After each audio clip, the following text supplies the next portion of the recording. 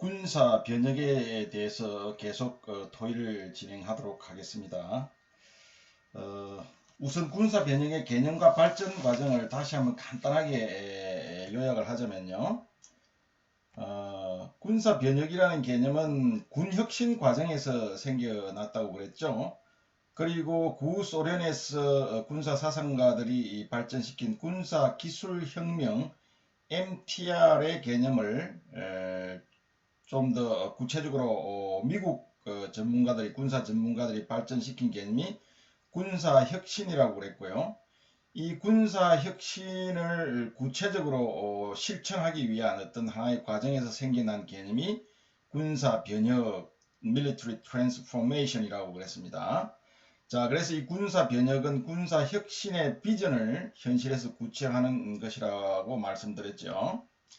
이 군사 혁신의 의미는 과학 기술의 발전을 이용해서 무기 체계의 혁신을 달성하고 또 이 무기 체계의 효과를 극대화하기 위한 작전 운용 개념과 조직 편성을 도입해서 상호 결합함으로써 기존의 전쟁 수행 방식을 근본적으로 변화시키는 개념입니다. 자, 이 군사 기술혁명이라는 것은 군사 혁신 이전에 구소련의 군사 이론가들에 의해서 처음으로 제기된 개념인데요.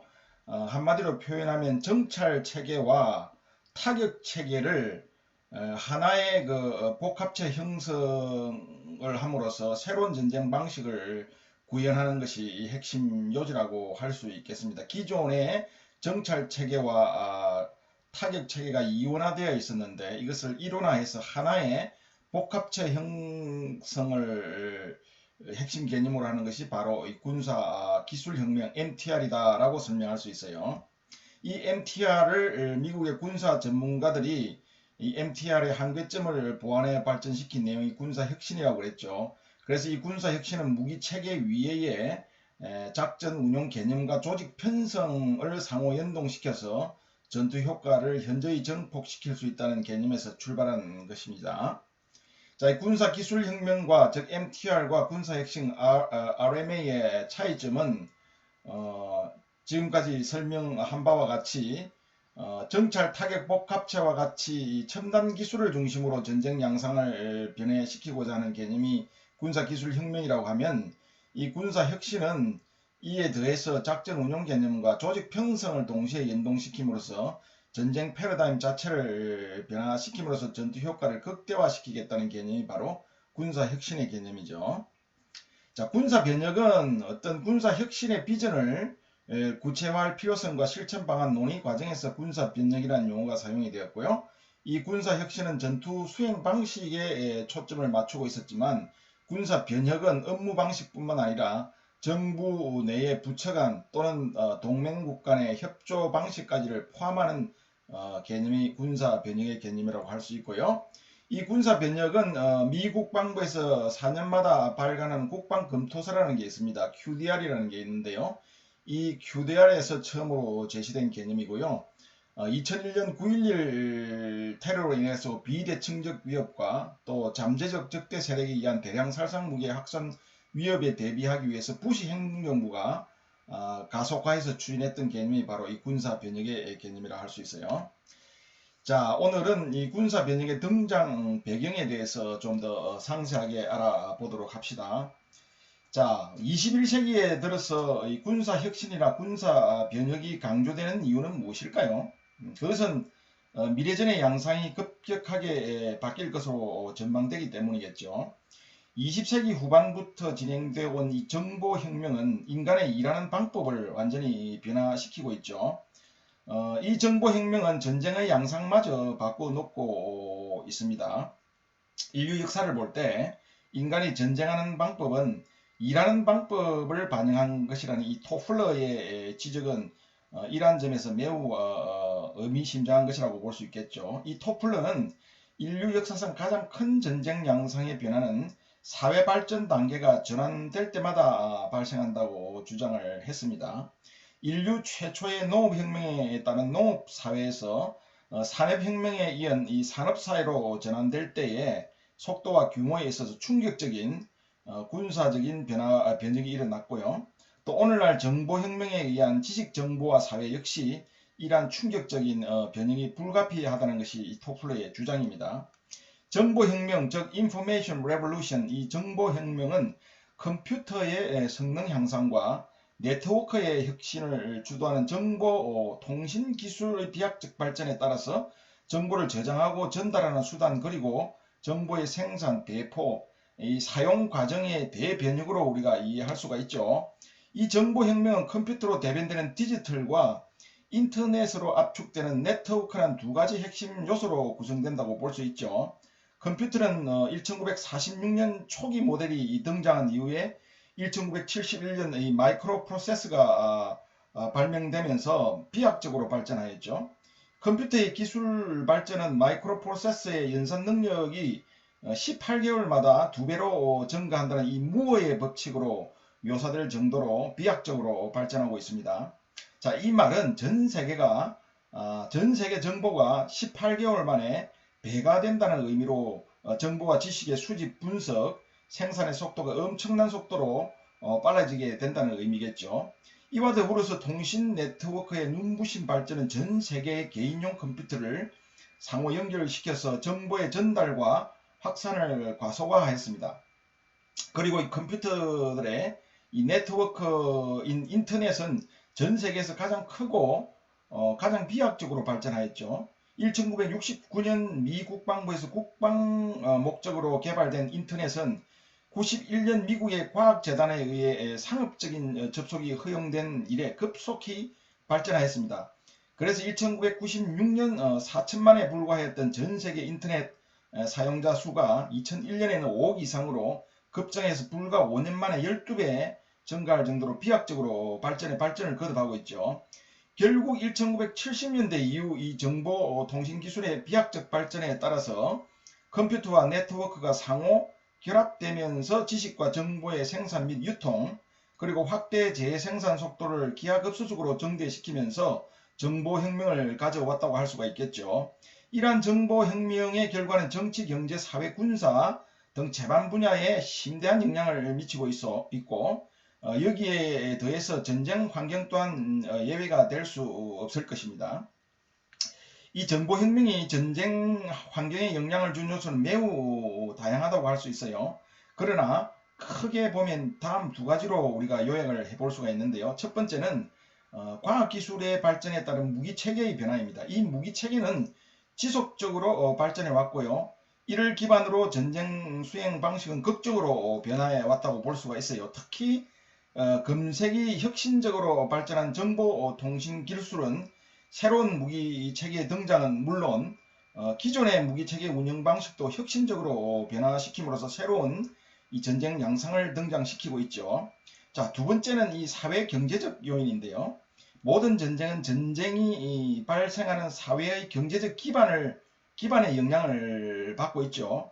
따라서 현재와 미래의 전쟁 환경은 오늘날 지식 정보화 시대의 사회 경제적 변화와 무관할 수 없는 것이겠죠.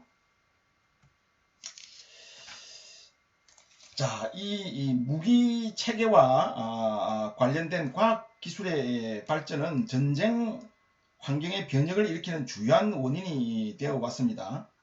과학 기술의 발달로 인해 이 무기 체계가 과학화 첨단화됨으로써 과거에 불가능했던 전쟁 및 작전 개념이 현실에서 구현되기도 하죠. 과학기술의 발달과 함께 이 신기술을 적용한 무기 체계의 등장은 군사 변혁에 대한 추동력을 제공을 하고 있는 실정이죠. 이 핵무기의 등장은 기존의 전쟁 개념을 단절시키는 큰 변화 요인이 되었고요. 정보기술 혁명에 의한 이 디지털 전쟁 개념 역시 과학기술을 기반으로 한 무기체계의 변화를 반영하고 있다고 볼 수 있습니다.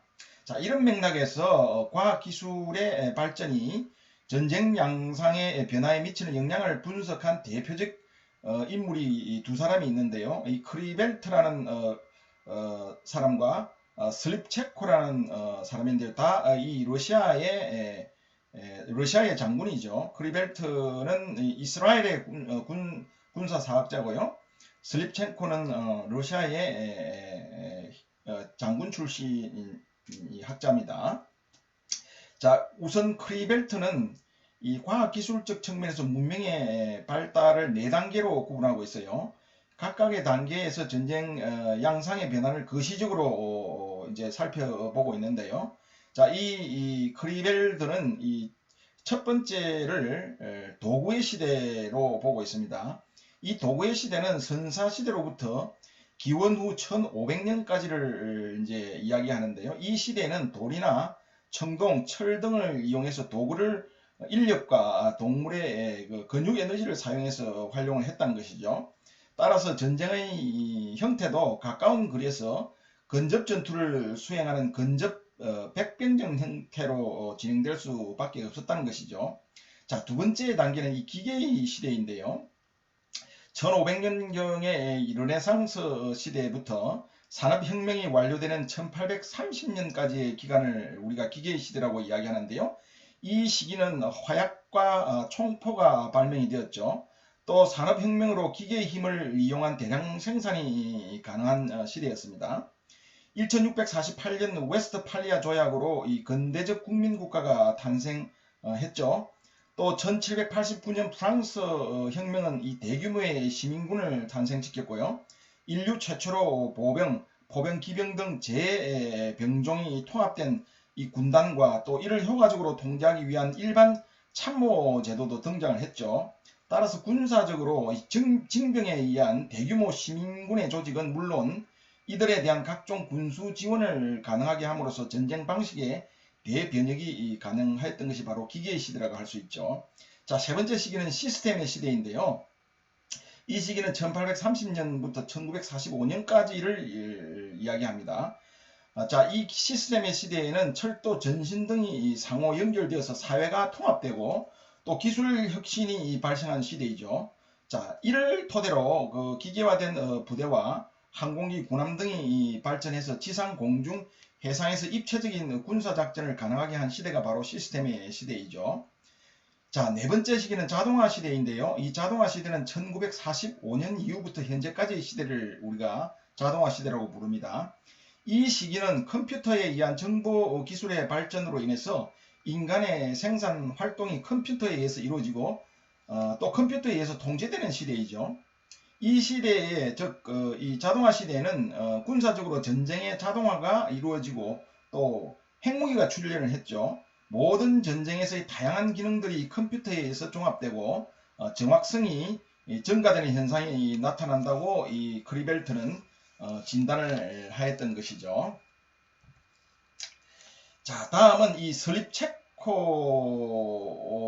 러시아 장군이 이 인류사의 전쟁 양상을 무기 체계의 변화에 따라 다음에 6가지 형태로 우리가 그는 나눴어요. 첫 번째는 이제 제1세대 전쟁인데요. 자, 이 1세대 전쟁은 창이나 그 칼로 무장한 보병과 기병으로 전투가 수행되었다는 것이죠. 자, 봉건 시대의 노예들을 동원한 전쟁이 이에 해당되는 것인데요. 제1세대는 결국은 도구를 이용한 그런 전쟁이 수행되었던 시기를 말하는 것이죠.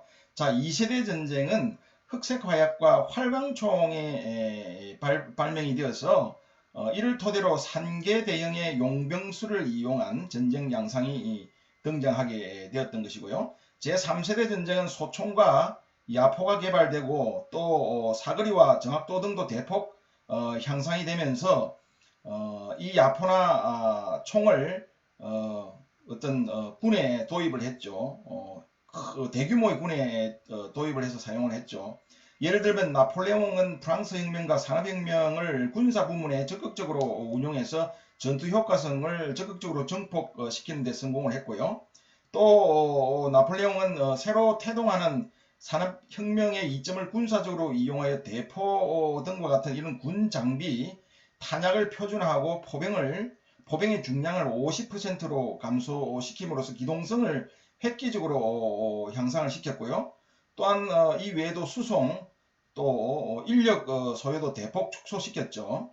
크리벨트가 말하는 이 기계의 시대의 분류와 유사한 성격을 띠고 있다고 볼 수가 있죠.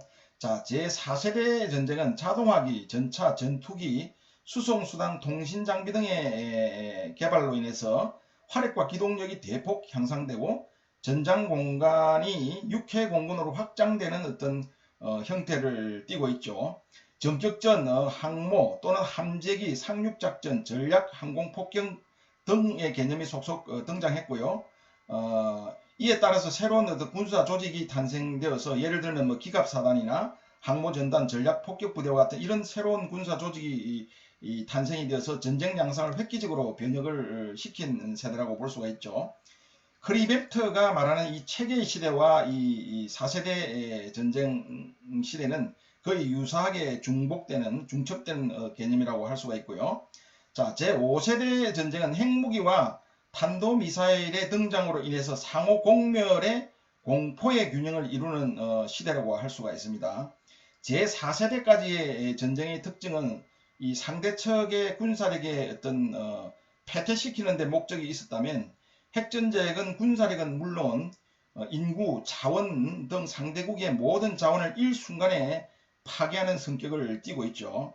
더구나 핵무기 국가 간의 전쟁이 발생할 경우에 이 지구촌 모두를 공멸할 수 있는 위험을 내포하고 있고요. 이런 이유에서 핵전쟁은 잠재적국 간의 전략적 억제에는 유용한 측면이 있지만 실제로 사용되기에는 명백하게 한계가 있는 전쟁이라고 할 수가 있겠죠. 자, 마지막으로 이 6세대 전쟁은요. 정밀 유도무기와 정보 자동 처리 기술,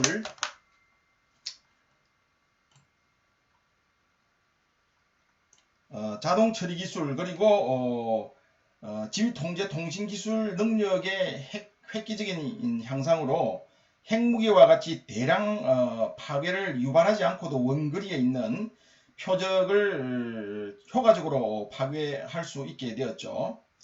이 6세대 전쟁에서의 이 원거리 비접촉 상황에서 적의 핵심 목표들을 정밀 타격할 수 있게 됨으로써 이 우군의 피해를 최소화시키면서 적국을 패배시키는 것이 가능하게 되었던 것이죠. 아울러 전장 공간도 육해 공군에서 우주로까지 확장되게 되었던 것입니다.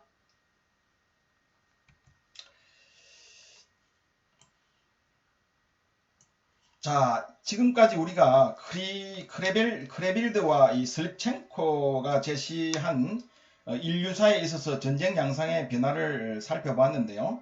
자, 비록 이 두 사람의 분류 방법이 다소 차이는 있지만 모든 과학기술의 발전에 따른 무기체계의 변화가 전쟁 양상의 변화를 가져온다는 사실에는 두 사람의 견해가 일치된다고 볼 수가 있죠. 자, 이런 맥락에서 21세기 오늘날의 세상에는 여러가지 보편적 현상이 예측이 되고 있는데요. 우선 인공위성이나 공중조기경보 통제기 등과 같은 우주 공중정찰 감시체계와 또 무인항공기와 레이더 같은 이런 지상감시체계 등의 발전으로 해서 정보감시정찰체계가 강화되어서 전쟁 수행의 어떤 핵심적 근간이 될 것으로 예상이 됩니다. 그리고 또 첨단 컴퓨터와 정보통신 기술의 발전은 전장의 모든 요소들을 효과적으로 연결해서 원거리에서 전장 상황을 서로 공유하면서 리얼타임으로 지휘 통제가 가능하게 될 것이고요. 또 정밀 유도무기와 지능화 폭탄, 스마트 폭탄이죠. 이 지능화 폭탄 등 새로운 유형의 이 스마트 무기 체계가 획기적으로 발전을 하게 되면 이 발견한 것은 모두 공격이 가능하고 또 공격한 것은 거의 모든 무엇이든 파괴시킬 수 있는 전투 방식이 출현할 것으로 예상이 됩니다. 자, 이 점에서 미국이 1991년 걸프전과 2001년에 그 아프간전은 그 21세기 정보화 시대의 새로운 전쟁 양상의 출현을 알리는 전조가 될 수 있다고 볼 수가 있죠. 자, 미국은 걸프전을 통해서 광역화 장거리 감시 및 그 탐지 수단과 다양한 장거리 정밀 타격 수단을 이용해서 이라크군의 심장부를 정확히 파괴해서 47일이라는 단기간에 최소 희생으로 전쟁을 승리로 이끌었죠. 물론 전투에서 승리를 했지만 전략적으로 또 전쟁에서는 실패한 여러 가지 사례들이 있지만 어쨌든 47이라는 이 단기간 내에 최소의 희생으로 전투를 승리로 이끌었던 것이죠. 또 아프간에서는 미국이 지닌 정보 우세 능력을 활용해서 정보 감시 정찰, 즉 ISR이라고 그러죠. Intelligence, Surveillance and Reconnaissance. 우리가 ISR 이렇게 이야기하는데요. 이 정보 감시 정찰과 지휘 통제 C4I죠. C4I. 지휘 통제 그리고 다양한 정밀 타격제를 연동해서 운용함으로써 비록 제한적이긴 했지만 네트워크 중심전의 양상을 보여주었던 것이죠. 자, 이 NCW Network Centric Warfare, 우리가 NCW를 네트워크 중심전이라고 그러는데요. 이 아프간에서 완전하지는 않지만 이 NCW의 전쟁 양상을 보여주었던 것이죠. 자, 우선 이 ISR 자산으로 감시, 통신, 항법 등 다양한 인공위성과 또 E2C, U2J 스타 등 이런 공중전력과 그리고 RQ1 프레데터죠. 그리고 RQ4 글로벌 호커 이런 무인정 등의 무인정찰기를 활용해서 이 실시간 전장을 감시하고 또 표적을 식별하였죠. 이와 더불어서 또 정밀 타격을 시행을 했고요. 이 정밀 타격 간의 공중 발사 미사일 또 원거리 정밀 유도폭탄 토마호크, 순항 미사일 등을 사용을 했죠. 여기서 무엇보다도 중요한 것은 이 ISR 자산과 이 정밀 타격 체계를 하나의 네트워크로 구성을 함으로써 탐지, 타격을 실시간, 거의 근실시간, near real time에 이루어지게 하는 동시에 전쟁을 지휘했던 이 미 중부 사령부는 본토, 즉 플로리다에 있죠. 이 플로리다에 위치하면서도 효과적으로 이 아프간에서 전쟁을 지휘할 수 있었다는 점이죠. 자, 최근 발전하고 있는 이런 무기 체계의 발전 양상들을 우리가 전쟁 환경에 여러 가지 변화를 가져올 것으로 예상이 되는데요. 자, 첫 번째는 어떤 변화가 일어날 것이냐면, 첫 번째는 무인 감시 정찰 체계가 전장에서 일반화될 것이고요. 또 전력의 플랫폼 역시 무인화됨으로 인해서 전쟁 지역에 전개되는 전력의 규모가 감소할 것으로 예상이 되고요. 또 무기 체계의 파괴 효과가 증폭됨으로써 보다 적은 인력으로 보다 많은 전투 효과를 달성할 수 있을 것으로 예측이 됩니다. 두 번째, 위계적으로 흐르던 정보의 순환 구조가 실시간에 전 계층의 병력에게 전달되는 어떤 정보 체계의 출력으로 인해서 전장에 투입되는 인력 구조의 규모가 축소될 것으로 예상이 됩니다. 즉, 적에 대한 살상이나 물적 피해를 통해서 지형적 목표를 탈취하는 방식의 전투 수행 방식보다는 지휘 통제 체계를 포함해서 핵심 네트워크를 파괴함으로써 상대방을 무력화시키는 전투 수행 방식이 주를 이룰 것이고요. 또 그러므로 인해서 이 목표로 하는 전투 효과를 달성하기 위해서 보다 적은 규모의 병력이 필요할 것이고요.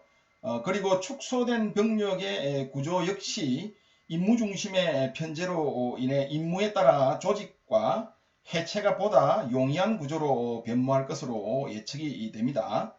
따라서 이 위계적인 정보의 흐름으로 인해 정보 순환의 시간이 지연되기보다는 전 계층의 병력이 실시간에 동일한 정보를 습득하고 판단해서 지휘 및 통제할 수 있는 정보 습득의 구조로 개선될 전망으로 보입니다. 자, 세 번째는 위성통신 체계의 발달과 이 광대역 무선 인터넷 기술의 발전으로 인해서 전쟁의 안개와 불확실성이 점점 최소화되어서 전장 가시화가 극적으로 증폭될 것으로 예상이 됩니다. 자, 걸프전 당시에 이 전장에 대한 탐지 능력은 15% 정도밖에 안 됐어요. 그러나 이라크전에서는 70% 수준으로 향상이 되었고요. 또 이로 인해서 우군에 대한 오인 사격률 역시 대폭 감소를 했습니다. 이 전장 가시화로 인해 보다 빠른 탐지와 판단 및 타격이 가능할 것으로 이렇게 예상이 되고요. 자, 이러한 것들은 지휘 속도의 가속화 현상을 동반할 수 있을 것으로 여겨집니다. 자, 오늘은 뭐 여러 가지 우리가 무기 체계의 발전과 사회 경제적 전쟁 양상의 변화 등에 살펴보았는데요. 다음 시간에 좀 더 보다 구체적인 내용들을 우리가 살펴보도록 합시다.